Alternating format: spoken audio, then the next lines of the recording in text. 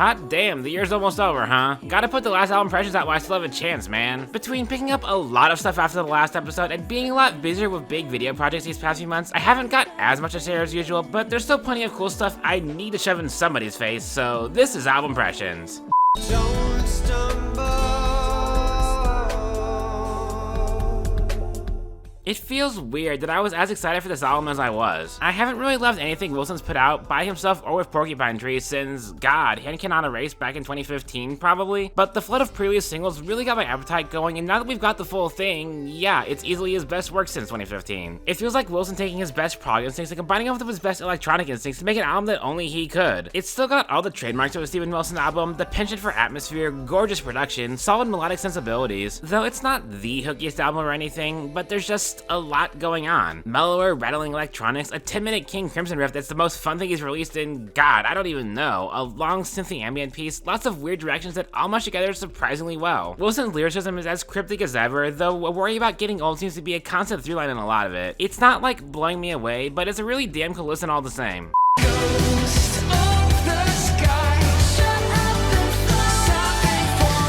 Gunship have taken the time-honored tradition of giving the people what they want on this album. The sax on Dark All Day was awesome? Well, Tim Capella's on 4 whole tracks this time. Tech Noir is our most popular song? Direct sequel time, baby. It's fan service, but like, it's also a very 80s attitude to take, and this is a very 80s album. Synthwave and synth-pop aplenty, but with polished modern production and a very contemporary attitude towards songwriting. Compared to their previous albums, this one feels a lot more bassy, aggressive, and up-tempo. Very Carpenter Brute sounding, really, so it's no surprise he's also featured on the song here. It could be argued that the album runs a bit long, over an hour, but the bops never really stop, and it even takes a turn for the mellower and uplifting by the end. It's honestly a really pleasant and satisfying way to end things off. Part of me wants to call this their best album, just because I can't recall any of their previous stuff being quite this consistent, even if it doesn't quite have the highs of their last 2 albums. But like, it's just damn good pop, man. Very cool.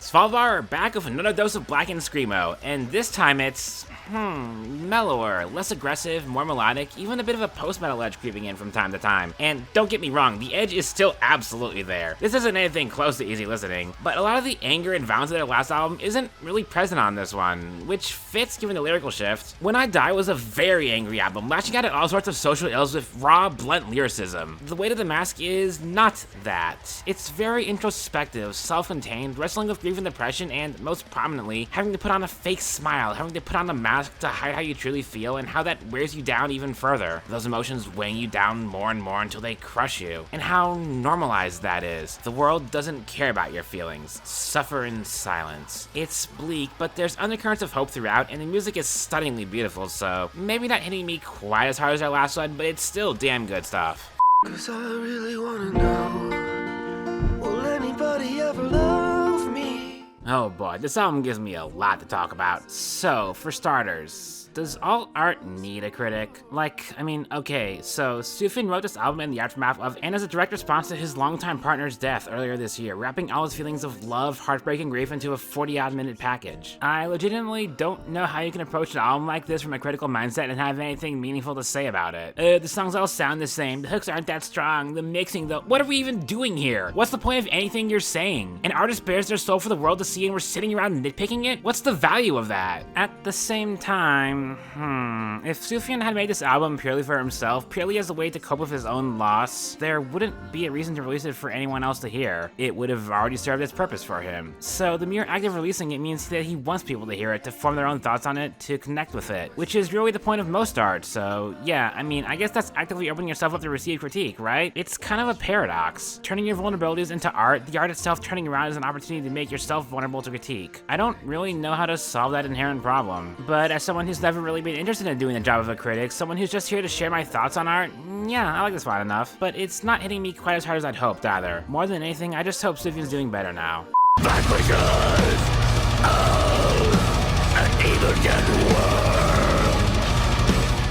Sulphur Aeon is like one of those bands I really want to like on premise alone more than I actually tend to. They take death metal tones, riffs, melodies, etc. and apply them to a black metal ethos and song structure, creating big epic walls of sound that sound as majestic and crushing as they are melodic and honestly kinda cheesy. Not helped by the overindulgent Lovecraftian themed lyricism, but the end result is also just cool. And on this new record, their sound is slightly less cavernous and sludgy, letting the delicious guitar leads stand out more without really sacrificing how crushingly heavy it all is either. They very much have a sound, and they stick to that sound throughout the entire album with not a ton of variation, but that sound is compelling to listen to, and at a brisk 46-minute runtime, the album doesn't overstay its welcome, so it's not necessarily blowing me away. I got pretty much what I expected out of this album, but on the flip side, I come away from it pretty damn satisfied by what I heard, so yeah, this rocks.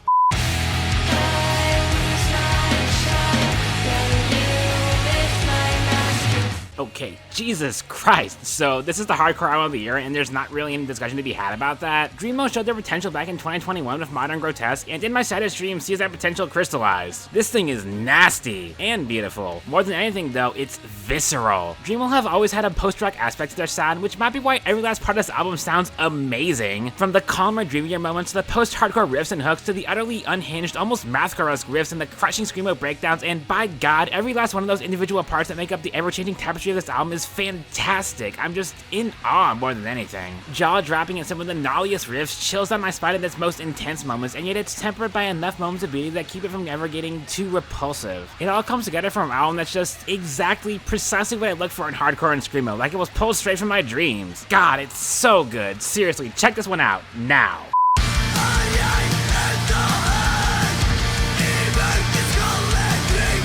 Big friggin' month for absolutely unhinged hardcore albums. Much like Svalbard, Rosa Faenskap, probably pronounced wrong, has brought us a hefty helping of black and screamo, though unlike Svalbard, this album's a lot messier, rough around the edges in both composition and production, but frick, it's black metal, who am I to complain? And there are moments of beauty scattered amongst the dense atmospherics, the killer riffs, and the crushing breakdowns. It's a very well-balanced record that all flows buttery smooth. I also vibe with the lyrics, or at least ones I've been able to find and translate, way more overtly queer and trans-positive, lashing out the culture of hatred that's permeated, well, the entire world, really. It's self-described as a declaration of love for and a declaration of war against black metal, the love for the angry political side of the genre, and the hatred of its most toxic, backwards-looking aspects. The Nazis, yes. And by God do you feel it. Even through the language barrier, just the rawness of the screams and the brutality of the music, this thing's pissed off and I love every minute of it. Don't skip this one, or else. Or else.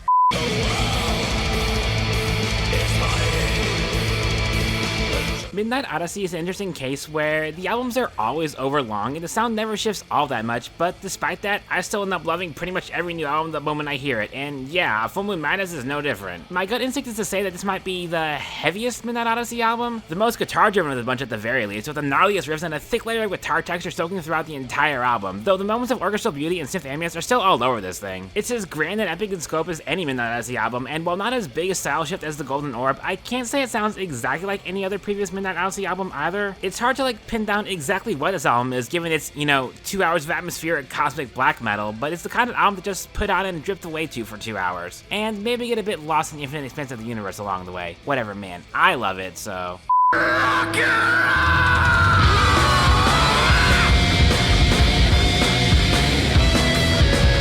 Oh yeah, this is scratching an itch for me. This is like distilled crowcore. Jazzy, chaotic avant-prog that's borderline heavy enough to be called metal despite not really having that level of grit and crunch in its production, just the spirit and the violence. It's the kind of music where it's less about melody and cohesion, though it's not like the Bandits either, but it's more about the grooves, the jagged edges, just getting lost in the swirls of instrumentation as riffs cannibalize each other until the whole song collapses into a whirlwind of sound. The lyrics, looking through the translations, they're a bit dark and edgy, but I have to look through the translation to even see that. The vocals, more spoken word style than anything, not my favorite, but not intrusive or overbearing like some other bands I've heard. The music, outstandingly compelling, runs just long enough to feel complete, but not so long as to wear out its welcome. It's just, man, sometimes a band's just got it, and it's hard to describe exactly why. All you really know is that you love it. Not for everyone, but definitely for me.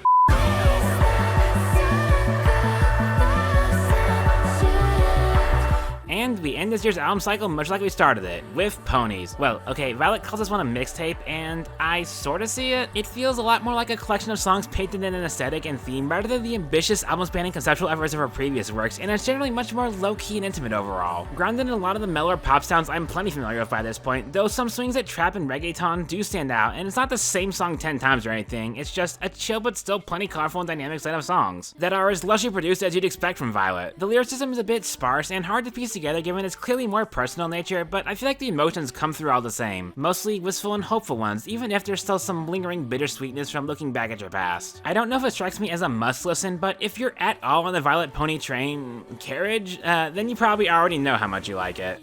And that'll do it for the year. No set time when I expect to have my 2023 albums list out. It's not my top priority right now, and I'm gonna need some time to sit with some of these late year releases anyways, but I do want to try and get it out earlier than, you know, the middle of the year this time. Here's hoping. Catch y'all then.